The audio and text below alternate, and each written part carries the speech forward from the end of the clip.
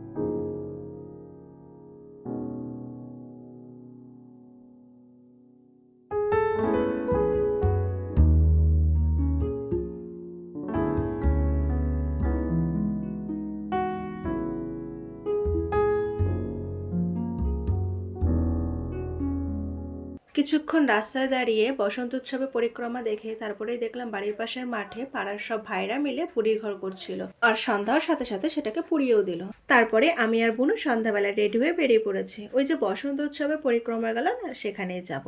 আর একটু বাজারও যাব রং আনতে। দেখো আজকে যেহেতু পূর্ণিমা, তাই কি সুন্দর গাছের মাঝখান থেকে ওই যে গোল চাঁদটাকে দেখা যাচ্ছে। কি দারুণ লাগছে তাই না বলো? পূর্ণিমার চাঁদ দেখতে দেখতে প্রথমে চলে এসেছি বাজারে। বাজারে প্রথমে আসার কারণ হলো আমার হঠাৎ করে না খুব খিদে পেয়ে গিয়েছে। তাই বাজারে এসে একটা চাউমিনের দোকানে 1 প্লেট চাউমিন বলে দিলাম। সেখান থেকে আমি আর বোনও একটু একটু করে খেয়ে নিলাম। চাউমিনটা বেশ আমার দারুণ লেগেছে, কিন্তু চাউমিনটা একটু ঝাল হওয়ার কারণে আমার বোনের খুব একটা ভালো লাগেনি। তো কিছুক্ষণ বসে চাউমিন খেয়ে নিয়ে তারপরে চলে আসলাম একটা রঙের দোকানে। কত রকমের মুখোশ দেখো। তো রঙের দোকানে এসে সেখান থেকে কয়েকটা রং নিয়ে নিলাম। তারপরে চলে আসলাম একটা শাখারির দোকানে। সেখান থেকে আমাদের ছোট্ট গোপুসোনার জন্য একটা জামা নেব। তো এখানে অনেক কটা জামা ছিল, তো সেখান থেকে পছন্দ মতন একটা জামা নিয়ে নিলাম। বাজারে টুকিটাকি যা কাজ ছিল সব কমপ্লিট করে চলে এসেছি বসন্ত উৎসবে। আর চলো তোমরা আমার সাথে সাথে একটু ছোট বড়দের সবার নাচ দেখে নাও।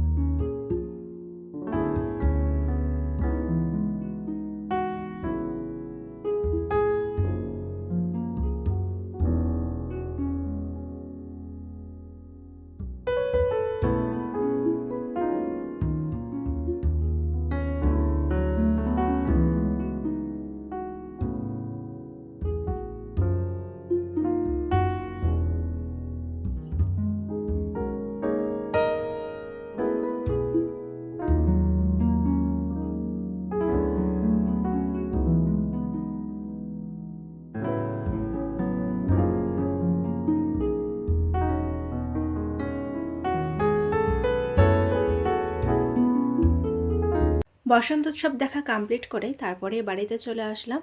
বসন্ত উৎসবে নাচের গানগুলো কপিরাইটের জন্য অফ করা আছে। আর এই দেখো এই কয়েকটা আবির নিয়ে এসেছি। এবার যেহেতু গ্রহণ আছে তাই সেরকম একটা রং খেলা হবে না, তাই অল্প একটু আবির নিয়ে এসে। আর এই যে তখন গোপাল সোনার জন্য ছোট্ট জামাটা নিয়ে এসেছি। কি সুন্দর লাগছে তাই না বলো? আর বাড়ি ফেরার পথে নিয়েছিলাম 1 প্লেট মোমো। তো সেটাই খেয়ে নিয়েছিলাম, ঝাল ঝাল মোমোটা।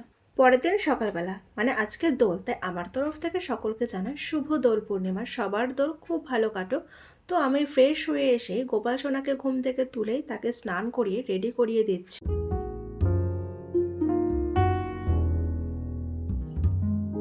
গোপাল সোনাকে রেডি করিয়ে দিলাম আর দেখো কি সুন্দর লাগছে, তাই না বলো? তোমাদের কেমন লাগছে অবশ্যই কিন্তু কমেন্ট করে জানিও। তো তারপরে ওই যে কালকে যে পলাশ ফুলগুলো এনেছিলাম সেগুলো দিয়েই গোপাল সোনাকে একটু সাজিয়ে দিচ্ছিলাম।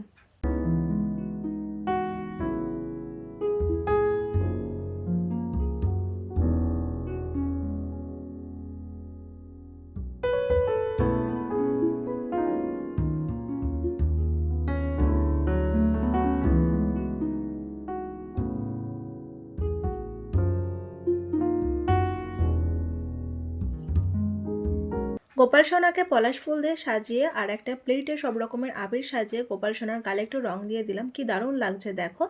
রং মাখানোর পর গোপালের জামাটা চেঞ্জ করে দিলাম আর কালকে যে জামাটা এনেছে সেটা এখন পরিয়েছে, কি দারুণ লাগছে দেখো। গোপালকে রং মাখিয়ে প্রসাদ দিয়ে দিয়েছিলাম, তারপরে নিজেও একটু ব্রেকফাস্ট করে নিলাম, লুচি আর সাথে ছিল কাবলি ছোলা তরকারি, বেশ দারুণ লাগলো খেতে।